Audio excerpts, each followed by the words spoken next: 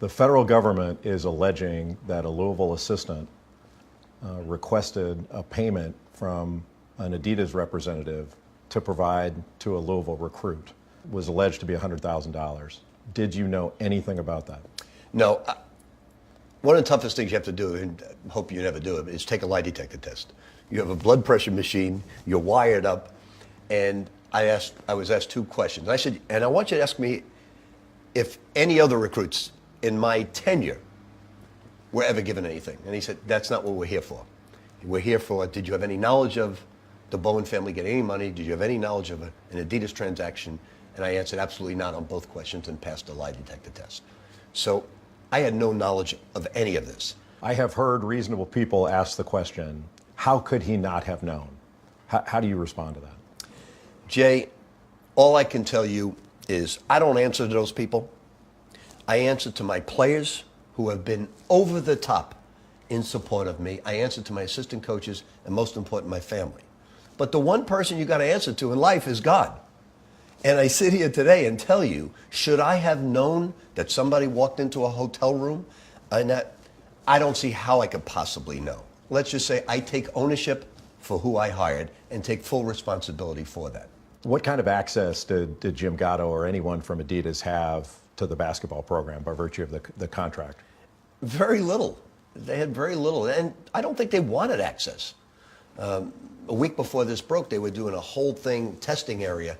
They took a whole gymnasium and they were testing the shoes and using our players and showing it how it works. That was the first real interaction we've ever had with Adidas in terms of getting involved with their brand.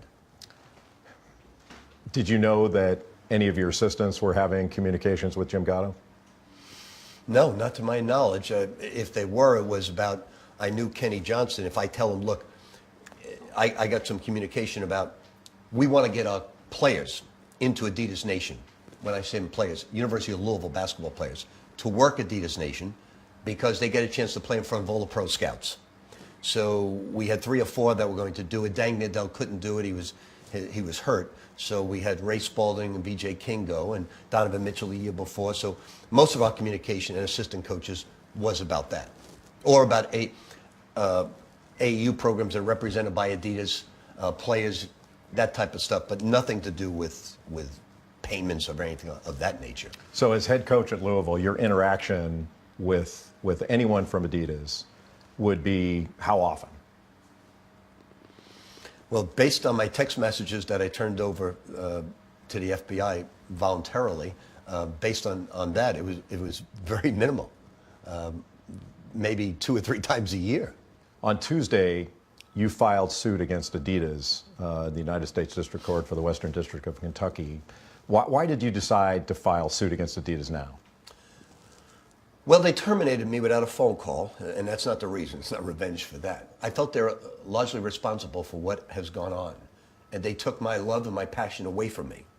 Not all of them. There were other reasons, one being one of my coaches. Took my love of my life away, besides my personal family. So they are responsible for their actions. As I take ownership for 2 hires, they must take ownership for what they did. You've said publicly on multiple occasions now that you will be vindicated in this. What does vindication mean to you? I've already been vindicated.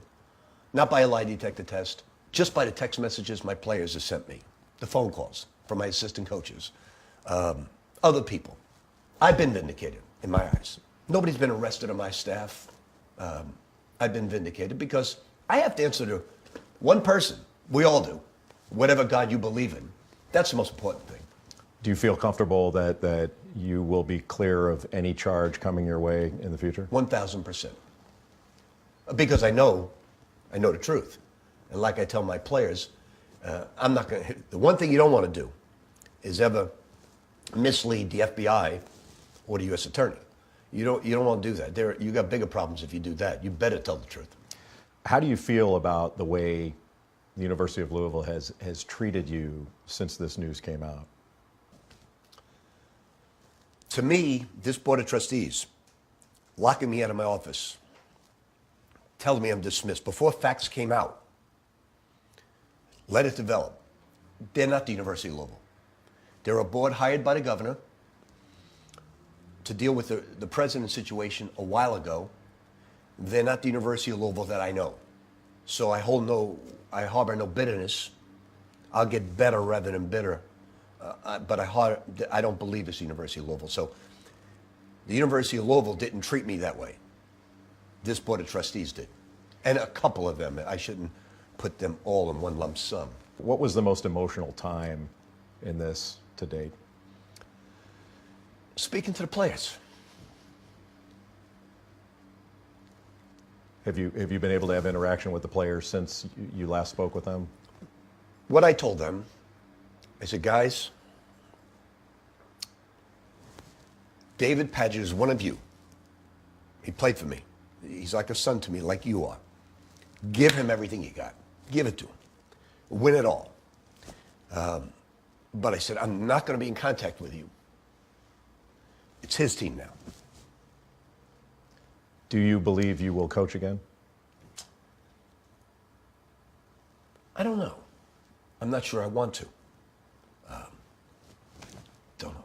How do you think this affects your legacy? My legacy is really not important because I'm not that significant.